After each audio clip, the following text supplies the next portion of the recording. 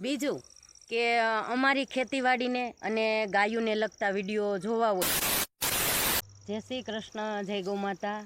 જેવો આ છે અમારા બંસી ઘઉં અને બાજુમાં છે એ ટુકડા ઘઉં છે, નર્મદા ટુકડી છે.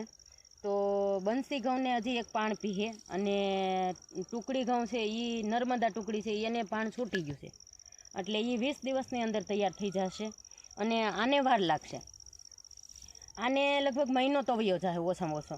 એટલે જે કોઈને બુકિંગ કરાવવું હોય તે નેચરલ અને દવા વગરના ઘઉં ખાવા હોય તો અમારે આ નંબર નીચે આપેલો છે, અમારો નંબર, આ નંબર ઉપર સંપર્ક કરજો.